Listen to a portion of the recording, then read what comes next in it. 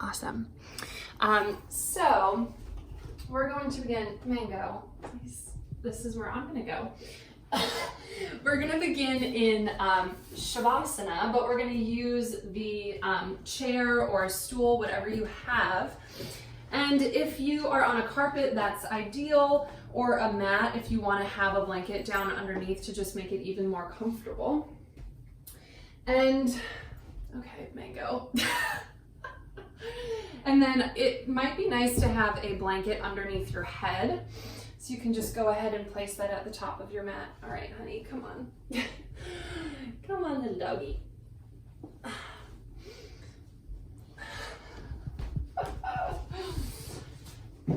Okay. And so what you'll do is you'll just slide your calves onto your chair. If you have a chair with a back, I like to slide my feet through, and then you'll just lower yourself down and just get any propping underneath your head. And it's important, if you're on a chair or a stool, you want it to come as close to your thighs as possible so you can fully rest your legs. And you can decide how close you want to scooch your hips towards your chair.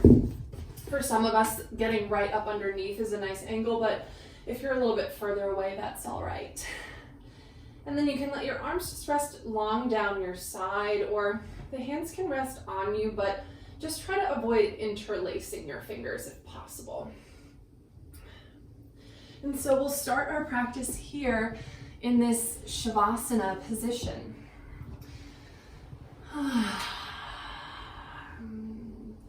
If it's comfortable for your eyes to close, you can let them close, or just let your gaze get a little bit softer.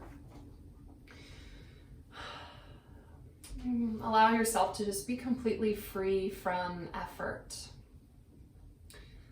So even here in Shavasana, you don't have to work on deepening your breath. Just allow it to be as it is. Letting yourself, with each breath, grow a little bit heavier into the support of the chair. Feeling and noticing how the back of your body is just connected and supported by the floor. And seeing if piece by piece you can begin to sink into the ground.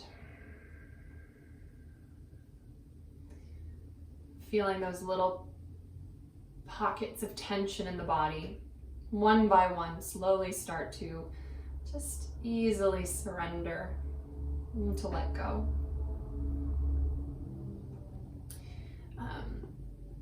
It was kind of perfect timing to begin this practice around Halloween and All Saints Day. And this idea of the veil being really thin right now is something we hear a lot. And this practice of supreme release yoga, I think, is such a magnificent embodied experience of this thinning veil. Right, so as we work with the physical body, as we look to go quite deep in the physical body, the line between the physical material universe and this subtle inner knowing, this etheric realm, we begin to dance in that inward space. So as we come deeper into this body, as we come deeper into the self with a capital S, that veil between self and spirit thins. We perhaps are able to experience ourselves, our inner world, in this etheric, spirit-like way.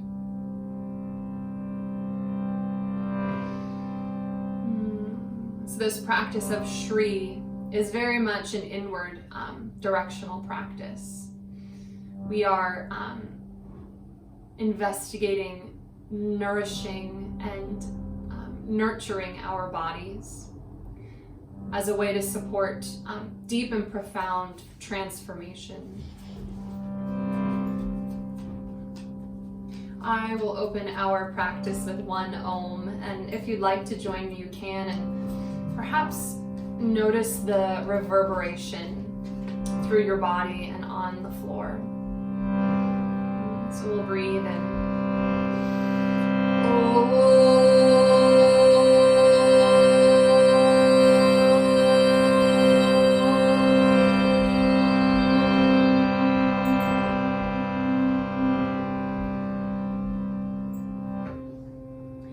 Beautiful. So continue resting in Shavasana. And for this practice of ours today, I wanted to introduce a mantra for us. This mantra asks that we be led from darkness into light, from ignorance into peace, calling us into this full experience of ourselves. So I'll sing it for you and you can just listen. Asatoma Sadgamaya Tamasoma Jyotirgamaya Mrityama Mritam Gamaya Om Shanti Shanti Shanti Asatoma Sadgamaya Tamasoma Jyotirgamaya Mrityama Mritam Gamaya Om Shanti Shanti Shanti. Om, peace, peace, peace to the three modes of reality. So just start to let your breath deepen a little bit to lead you up from your rest in Shavasana, but we're not going to actually move very far. Well, everyone except for Mango. Come on. Ay, ay, ay. Go sit at the top. Okay. So from Shavasana, we're just going to draw your knees in towards your chest. So let one foot come to the edge of your chair or come to the edge of your stool. And then with the hands around the knees, you're just going to hold them towards you. Take a little stretch here. And then we're going to let your hands interlace around the left knee, and then you're going to just let the right leg slide back into Shavasana position. So the hands will interlace around that left knee, drawing it a little bit more towards you. And then using the hands, push the left thigh away.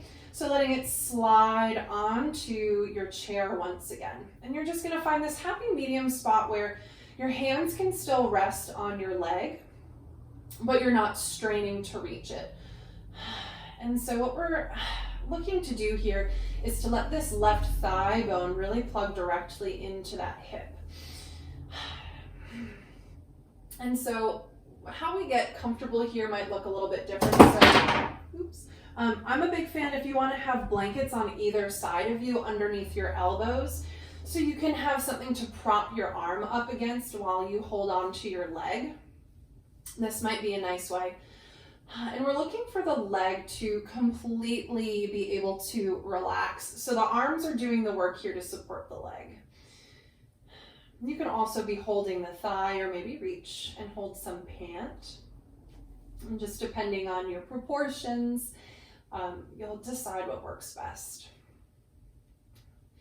And so this practice of SRY, we're going to make our way all the way up the spine, looking to release and resolve just our tension and the patterns of tension.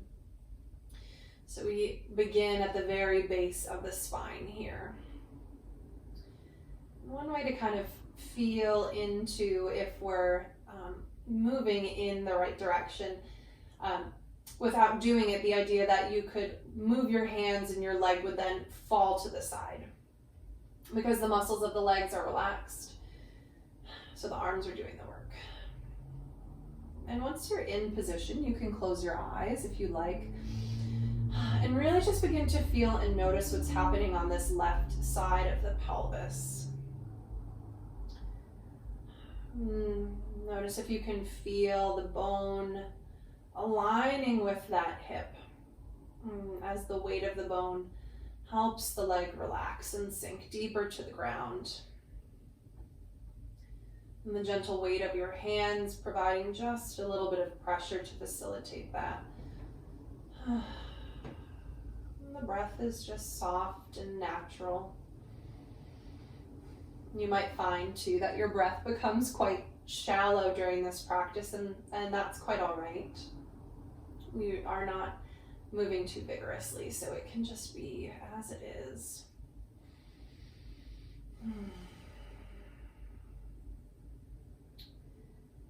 And we're just going to hang out here.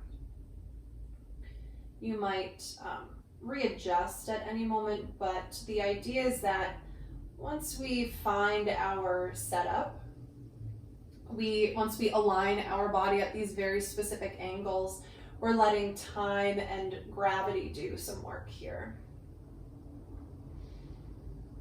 This is really the principle of soma in action.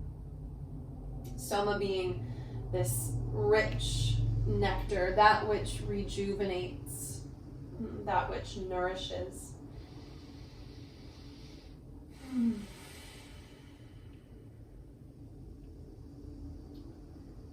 Just a few more breaths here.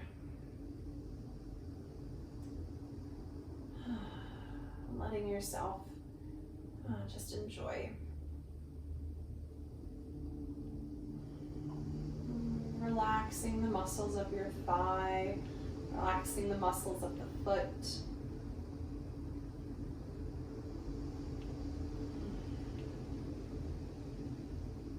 Wonderful. Then using the hands, you're just going to press the left thigh back into that Shavasana position. So let it rest on the chair and pause here in center. And just notice and observe if there's any difference between the two hips, if you felt anything shift. I've noticed personally with this practice, it's taken a couple practices to figure out how I like to get set up and really get comfortable in the shapes to where I can really feel the release happening while I'm there. So if it's subtle and you're like, I don't know, then it's totally okay. So we're going to do that on the other side. So if you use propping underneath your arm, maybe just go ahead and move that over now. And then one knee at a time, draw the knees in towards your chest. And then let the hands come around that right knee. And you'll send that left thigh back. And the right knee comes in towards your chest. Beautiful. And then using the hands, press the thigh away until you find to get into that happy medium spot where the arms can hold the leg. And our right thigh, we're looking for it to be in line with our right cheekbone. So you might even just kind of look down and see. For some of us, the tendency might be to lean out to the side a little bit. And so this would be a good time to use some propping to help you hold your leg in that right lane. And so sinking the right thigh bone into the ground and settling in and relaxing in. And just notice and observe if the shoulders or the neck are kind of gripping. We want to resolve some of that gripping, so you might increase some propping underneath your neck. And sometimes just scanning the body from the top of the head all the way down through the belly into the feet. Helps just find those little areas where we almost don't even notice that we're gripping.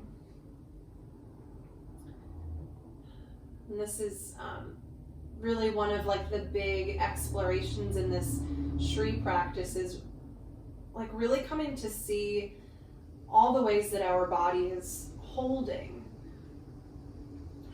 right? And that holding can be quite intelligent, right? That's usually our central nervous system responding to stimulus, but it's valuable to take time to just rewire some of those responses.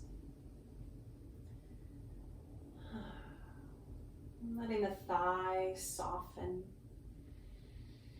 Feeling that left leg relax into the chair a little bit more. truly free from effort.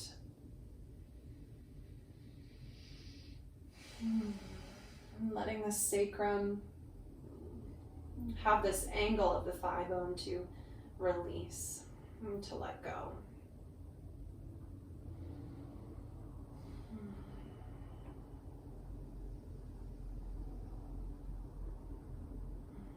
Giving us a really beautiful and clear experience of ourselves, where we are not in reaction or response. We are potentially in just absolute being.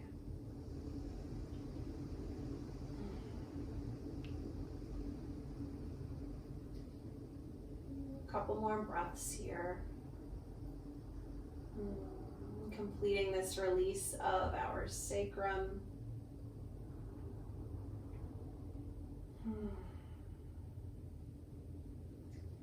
Beautiful, yogis. And then using your arms, you're just going to press that right leg, let it slide down the chair into Shavasana position. The arms can rest and just fall off to the side or rest on your belly. In this SRY practice as well, we take a lot of opportunities to really notice and observe and to pause between each shape, so we can really become aware of what's happening and what shifts are taking place. Beautiful. All right, so we're going to move our props over to the other side. We're going to do a very similar asana. It's just we're going to bring the thigh into a medial angle. So we're going to cross the body. So we'll start just how we began. So we're going to let our left knee come towards us, bringing it towards the chest. Beautiful. And so we're going to keep it towards our chest as we create this angle in the thigh bone. So hands are around the knee or holding onto the thigh. You're going to guide that left knee to cross the chin so you're about in line with your right earlobe. And then just pausing here, letting the muscles of your thigh relax a bit. Beautiful.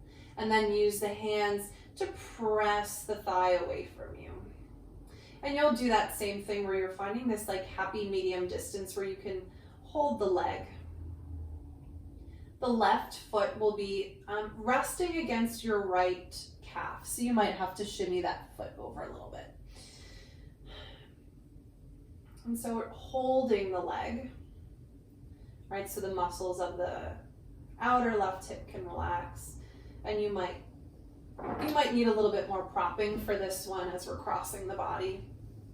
So using a blanket or a block underneath your hands. And just checking in that this left knee is just about in line with your right earlobe. And then the weight of the hands is helping to just let that thigh bone have a little bit of compression at this medial angle. And then again, we just work to let our bodies soften. Check in with your shoulders. Since we're holding our leg in a little bit of a different angle, the shoulders are going to have to do a little bit more work, but just see that they're not doing too much.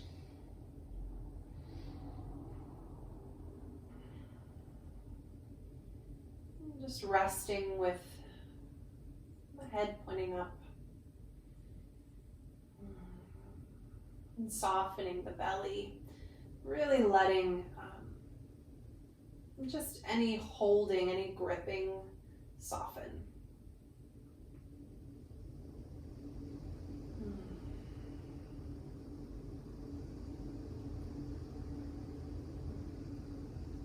Free from effort. Sometimes the release can be felt in a deep breath.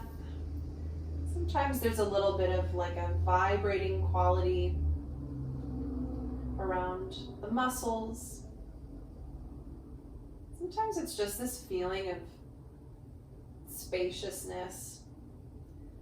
And this is like one part of the exploration here is you're going to experience your body letting go, and you're going to, in time, learn what that feels like for you, what that experience is like. Because just as our bodies are all different, they're all going to release in different ways.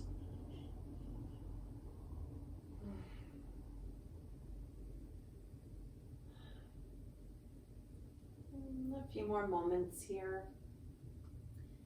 And just recheck in with your belly, with the shoulders. Notice if that gripping has kind of picked up again. I know for me that was like a big pattern, is noticing the ability to let go, but then over time the muscles just want to re-tighten. So your practice might include some of this, like reminding yourself that it's okay, that you are safe to let go, to soften, to relax.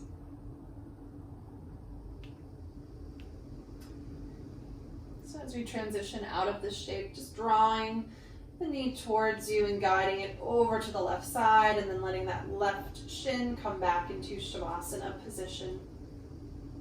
Coming out of that medial angle. Whew. And notice once again what's happening in that left hip as we just worked to release the tailbone.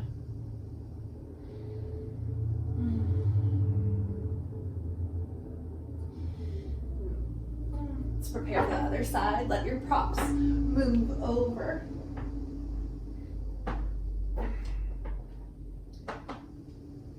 Getting yourself in position, and then bringing that right thigh towards you. So we're drawing it towards us first. Yeah, beautiful. And just let that leg hang out and relax here for a moment. Pressing it away. And then using the hands, the leg is staying real heavy. Guide that right knee across the midline of the body, so the right knee is in line with the left earlobe. And you might press it away just a little bit more as you come into this angle. So there's a little bit of a spiraling quality here for our thigh, our right thigh.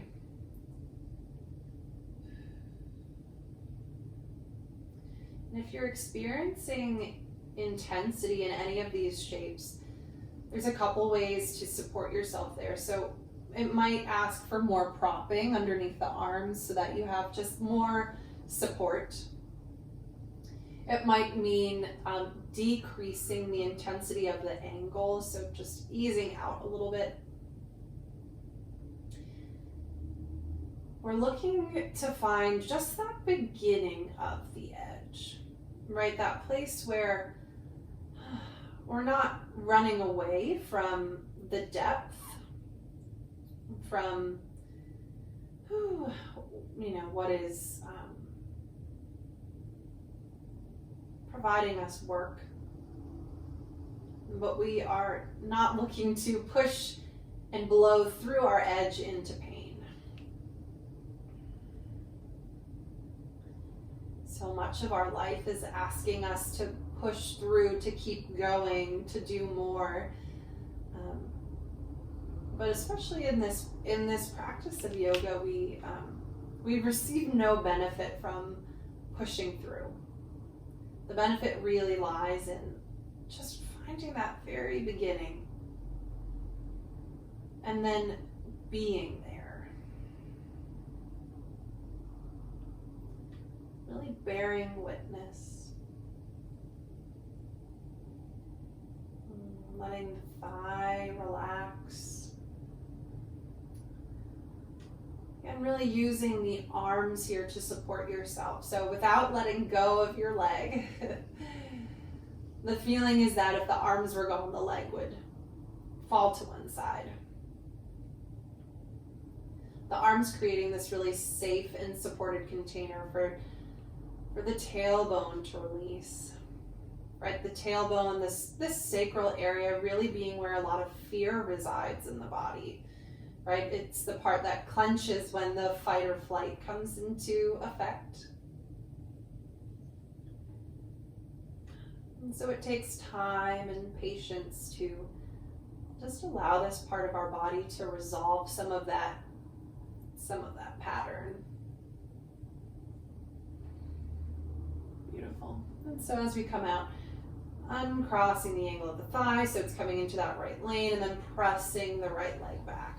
Resting in Shavasana for just a moment, and then draw the knees in towards you. And we're going to roll onto your side. So if you had a blanket that you were using under your arms, you might just give it a hug as you rest on your side for a little bit. Hopefully this is feeling really nice, getting to be on your side. Wonderful. And we're gonna just make our way up. So use the hands to press yourself up to sit. And just move your blankets off to the side, and you'll probably want to move your chair over as well. And we're now going to release the hips with a lunge, Anjaneyasana. So if you do have blocks, go ahead and reach for those. And we're going to spend a little bit of extra time leading into this shape because in our vinyasa practice, our mindset coming in is a little bit different. So I want to make sure that we're taking our time to move nice and slowly. All right. If you want to have padding underneath your knees, that might be nice, especially if you do have sensitive knees. So you can just lay a blanket out that's nice and wide.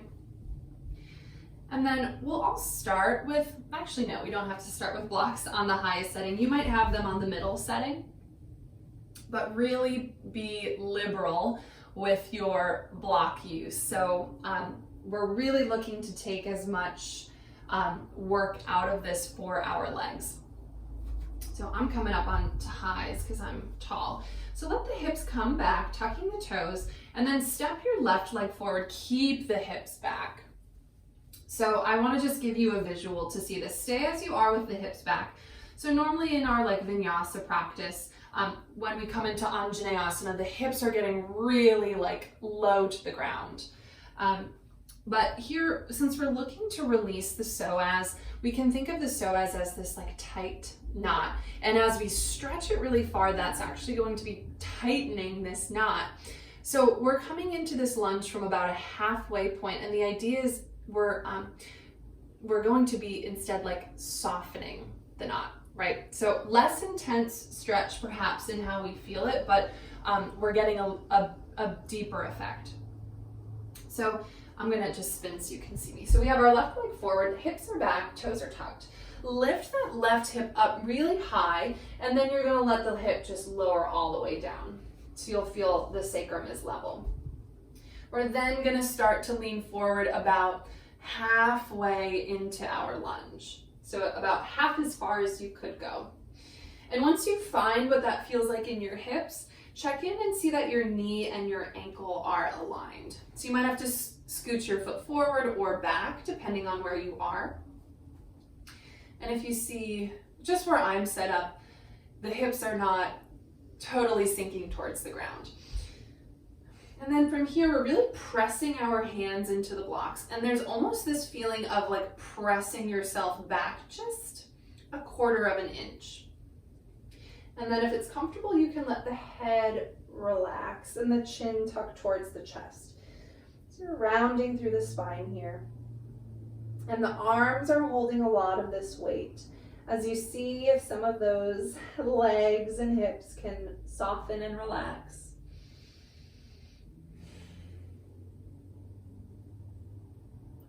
This is a really great shape to come into if you've been sitting for a long time, right? Because we can think of sitting as a forward fold. So if you're forward folding all day at a chair or in a car,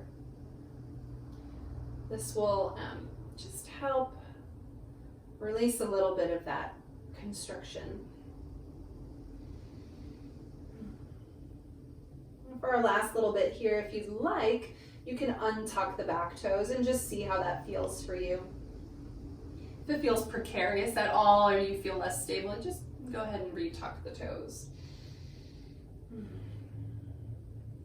Again, relaxing the head and neck, pressing into the hands just a little bit to guide the hips back.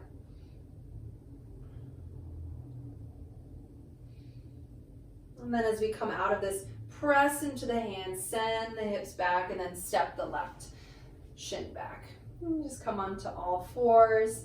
If you want to wiggle your hips a little bit, it might be nice. And I'm just going to spin so you can see me on the other side. And so keeping the hips back. Beautiful. We'll come into this shape on our other side. So you'll step that right foot forward, keeping the hips back. Maybe walk your blocks back at first to support you with the hips back, and then lift that right hip up nice and high and then lower it all the way down. Yeah, so we're just looking to really let that outer hip drop down as much as is comfortable. And then we'll slowly, with the back toes tucked, start to just come into this like halfway of our limit. And I'm just gonna move my block so you can see my foot again. It's our knee and our ankle is coming into alignment. And your right hand might be right outside of that foot, like the block is almost touching.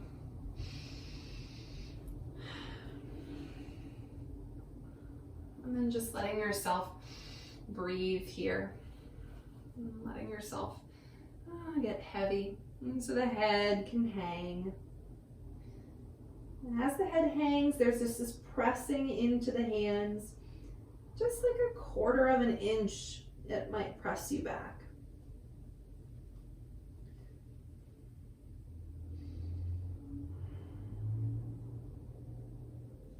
And having a confident hold of the blocks is important. So as we were lying on our backs, in order to surrender and let go, having adequate foundations of support is really important. And so feeling like the grip on your blocks is solid, right? Gives the body this safety, this comfortability to let go. The muscles of the legs say, okay, you've got it. Kind of that feeling of like if you're training someone new at your job, you can only really like fully relax until you're confident that they know how to do what you're asking them to do. And it's cool, and it's like that's how the body is this microcosm of our experience, because that same exact scenario can be playing out right here, putting trust in another, in delegating.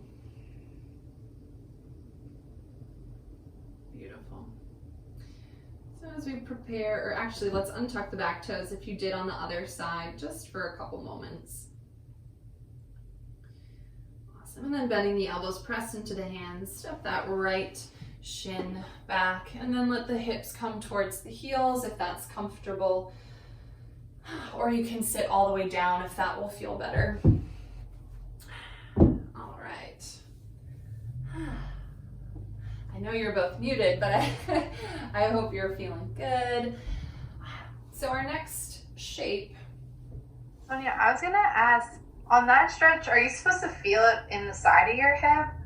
What we were doing, the lunging? If you are feeling it in the side of the hip, that's totally all right. If you're not getting a lot of sensation though, that's also totally okay. What was it feeling like for you? Yeah, it was definitely in the sides of the hip. The sides of the hip? Okay, interesting.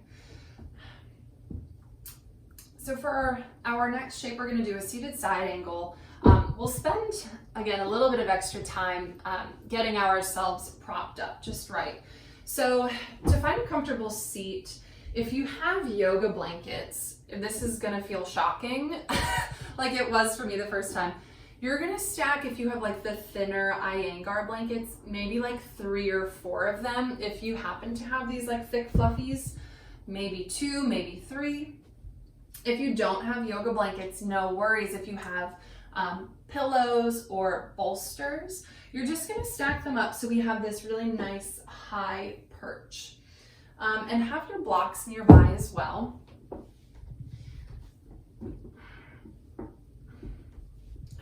And we'll come on and sit up here. Cool. And have your blocks close by, so once you create your nest, you can stay in it.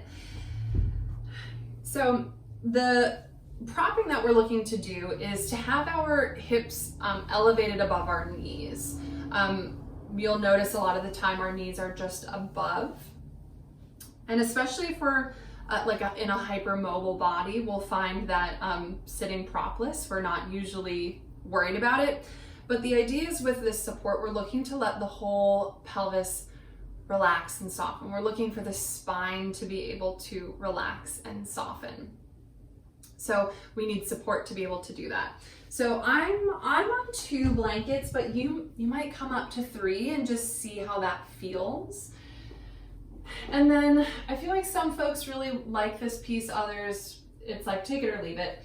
You'll take another blanket and you'll drape it over the back. So about half of your seat has just this little edge, and it's not the full thickness, it's just like this little piece. And what we're gonna do, this just creates a lip for us to sit on. So the flesh of your bottom will catch it, but the sit bones are then on your main seat. So this is just kind of giving us a little bit of space. And if you have that little ledge and you decide that you don't like it, you can just let it go and sit on your stack of blankets. All right, we're almost there. So we're gonna go ahead and sit in Sukhasana, easy pose. And then, so I'm gonna use my blocks underneath my hands. So I'm gonna go ahead and use a blanket underneath my knees. So as the knees open out to the side, you can then just kind of tuck your blanket so the knees are supported. They don't need to get lifted up, but a little support to catch them. Again, so the outer hip can let go, so we can hold the body. I just want to check in and see if you are each able to find a comfortable seat. If you're good, you don't have to unmute, but if you're having trouble finding it, just cool, awesome. So we'll start on our left side again. So if you want to have a block by your left hip for this seated side angle, some of you might not need a block and you'll just come onto the floor. The left hand comes to the block and you're just going to let your shoulders shrug up. And so this idea is this left side of the body is getting elongated. The hips just stay relaxed onto your propping. And you can adjust, if you're using a block, how far you are. It's kind of like the 3 little bears. There's going to be that happy medium spot where you feel supported and you have this nice comfortable lean. And then stretch the right arm out to the side with the palm facing down to begin. Beautiful. And then just flip the right palm up and then stretch the right arm up and overhead. We're gonna let our arm cross in front of us as opposed to like reaching behind and lifting the heart. And then as the right arm reaches up and over, the head softens onto the shoulder. So my ear is resting on my arm. The chin could tuck towards the chest, absolutely. And so the idea is you're just really letting yourself relax here, and then the right hand, the right arm is stretching up. We're targeting our rib cage here. So if you are able to kind of guide your awareness towards your ribs, that's where we're looking to do this release. So with our legs held and supported, right, the legs hopefully don't have to do as much work to hold us up. They can just be along for the ride, reaching out of those right fingertips. And then if you like, you can bend the elbow, draw that elbow back in towards you a little bit. And just bending to go a little bit deeper and come on up. And then to come out, just the right arm reaches up and over as you come to sit tall. I think this is a really fun one to feel the different sides of the body and what feels different. You might even feel like one side of the body has grown a little bit. And then we'll just go ahead and do that on the other side. So if you have 2 blocks, you'll just place the other one on your right side. And starting the same way, so the right hand rests comfortably on your block, shrugging that shoulder. And even here, feeling the legs just let go, relax. And then the left arm will stretch out to the side, palm faces down to start, and then we'll rotate it up, stretching up and over, and then the head can soften, relaxing onto the shoulder. Left arm reaches again in front of the head. So we want to resist any urge to like back bend into like a seated wild thing here, right? We're protecting our shoulder by keeping the arm by our face, reaching out of the fingertips, letting our rib cage really enjoy this full stretch.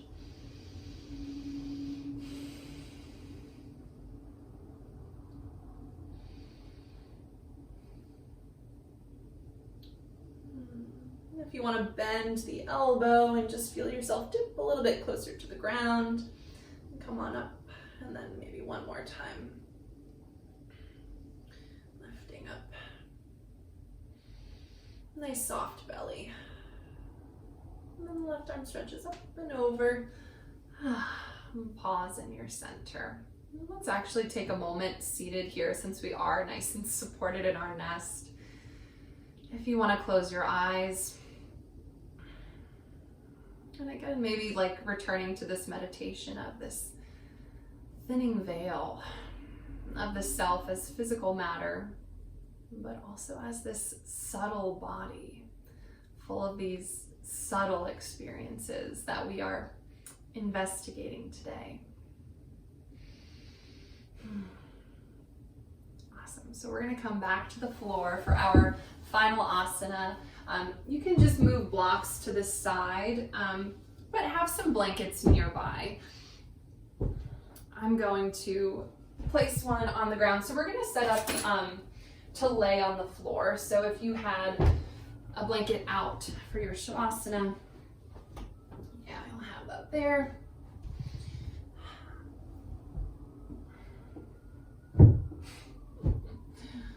All of the props. And actually, I'm going to reorient myself so you can see me from a different angle, but just keep getting yourself all set up here.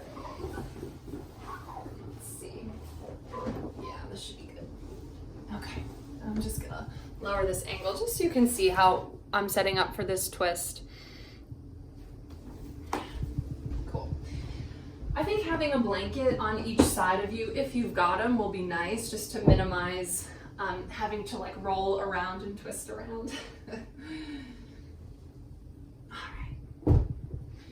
And let's begin laying on your left side. So laying on your left side, let the knees stack onto each other. Cool, I think you should be able to see me kind of well here. So just laying on the left side, the left arm is just stretched out to the side as feels natural. And then you're going to use your hand on your right leg to just slide it up. So the right knee finds the floor. Okay, I'm just going to fix my computer angle, but stay as you are. If that right knee just like cannot find the floor, if that's uncomfortable, a blanket underneath the knee can maybe give you a little bit of lift. Awesome. Beautiful. So the knees are staggered to start. Really letting the body be soft, and you're just going to wiggle the hips away so you have a nice long spine. And then using leg muscles here. So you're going to use your left foot to just shimmy that left leg down. So it's kind of straight. It doesn't have to be all the way elongated. Yeah, using those leg muscles to shimmy that leg down and then softening once again. Really let yourself, like honey, like dew, just seep into the ground. Have a blanket or a bolster or a block close to your back here, and then our right hand is going to rest on the right hip.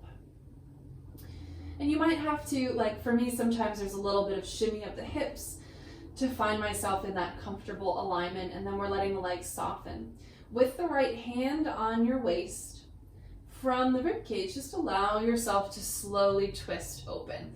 With the blanket behind you or a bolster, that right elbow will hopefully catch it, and that's going to give you like a container. Right, it's going to contain your twist so you're not completely rolling all the way out and open. The idea here is we don't have to go very far because we're just looking for this twist to be happening in the ribs. Generally speaking, our waist and our like upper neck, those places that have lots of mobility. So normally when we twist, we're like just really getting a big waist stretch. So here we're moving in small ways to target specific parts of the body. And then just letting yourself soften and relax into the ground.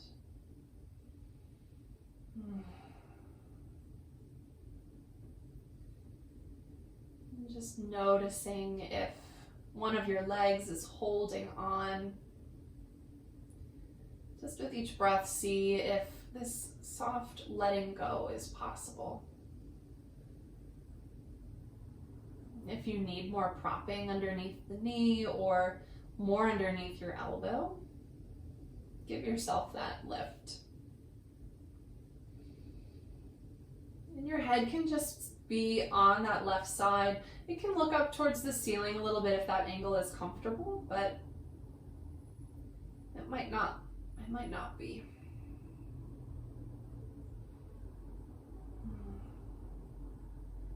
Right, in this style of yoga, I love that it's a combination of, not just finding what feels good and doing what feels good, but really intentionally and mindfully coming into shapes and angles, and then facilitating through support the ability to relax, to soften, to let go. And as the body is supported in this experience, then that's where like that deep transformation occurs. Because we're not so busy with having to do and to hold and to create and to change. So as we come out of our twist here, you're going to roll onto your left side once again. So just with the hand on the hip, just return, rolling over to your left side. And if you want to curl into a little ball, holding on to your blanket, that might be really nice. And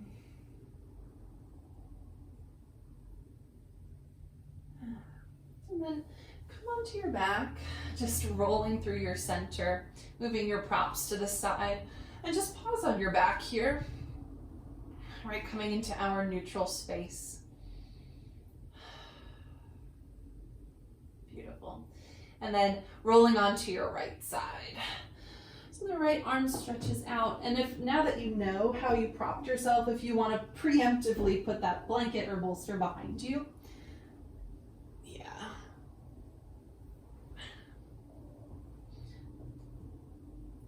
beautiful. So the right arm is long, and then the knees are stacked. The left hand will guide the left knee up, and the knee is at a 90-degree angle, so you might bend the knee a little bit more or straighten the leg to find that 90 degree. And then using the right foot, just shimmy that foot down so it's straight-ish. And then softening, really letting the body just get heavy into the ground. If you need to up your support of your head too, you can come up on that blanket, and then left hand to the left waist as we prepare to twist.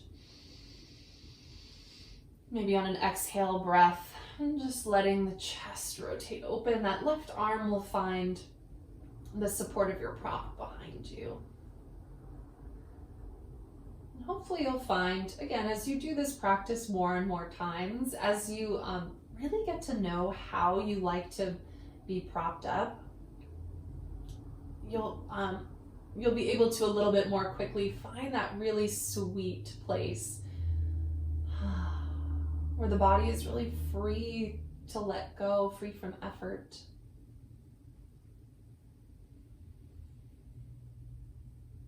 You might experience too that even just the act of propping feels foreign, right? Sometimes there's this inner dialogue that to use props is to be a beginner or to not be good at something.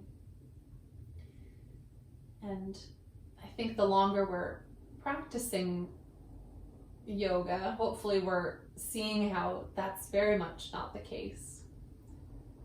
But if that's still kind of a thing that comes up for you, like a resistance to support, I just want you to be kind with that, to be understanding and patient, but to allow this style of your yoga to really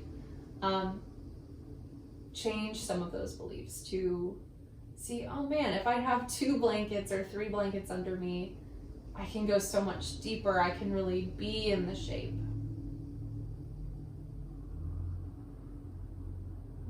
Just checking in with your hips, with your feet, letting them just get heavy.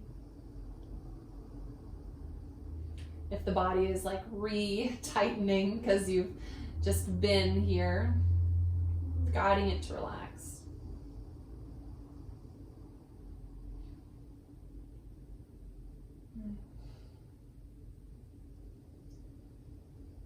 Wonderful.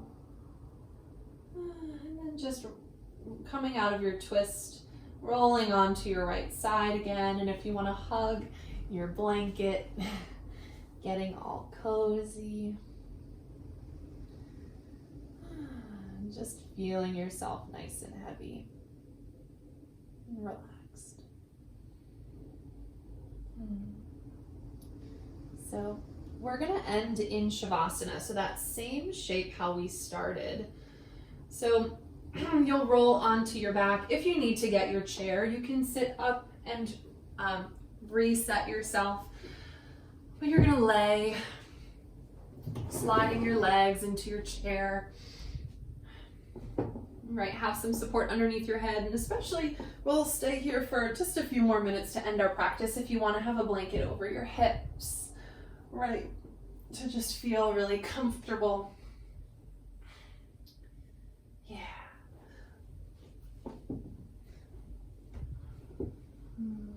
Letting yourself rest again.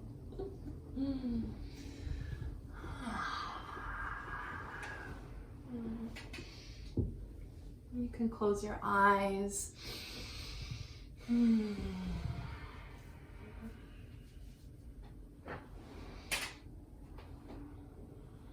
Just check in and feel where you are. Just feel how you are.